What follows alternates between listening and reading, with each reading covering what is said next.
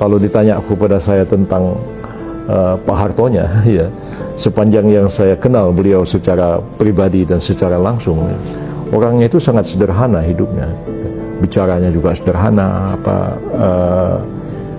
Kalau di rumah hanya pakai baju kaos dan hanya pakai sarung begitu, dan rumahnya itu juga sangat sederhana. Yang sederhana, yang bagus tuh yang di depan yang ada harimau yang juga dapat menerima untuk menerima tamu itu.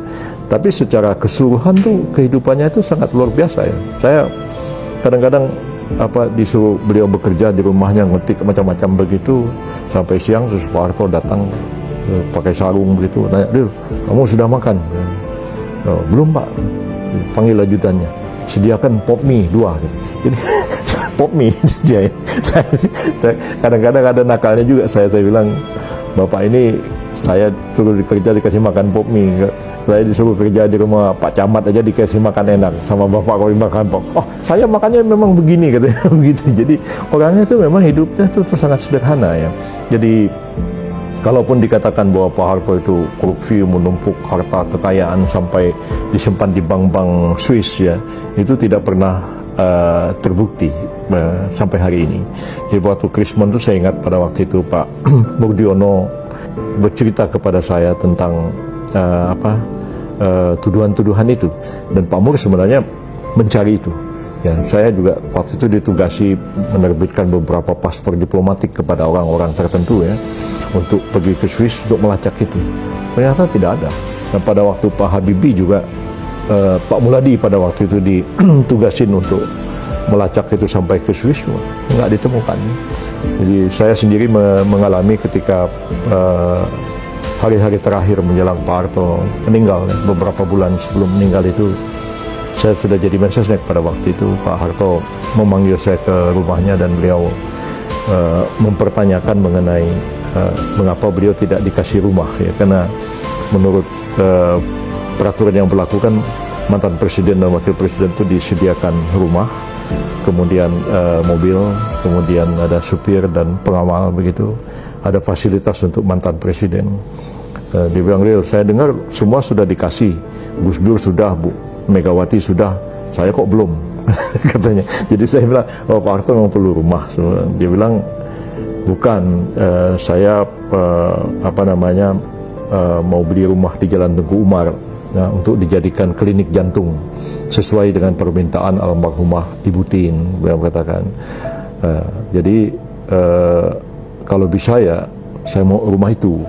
Nah, ditunjukkan rumahnya itu, dan saya bilang, "Ya, saya sudah dengar rumah itu dan kami sudah pelajari, cuma rumah itu 75 miliar harganya. Nah, sedangkan ini jatah rumahnya itu cuma 20 miliar. Lantas Megawati bagaimana?" katanya.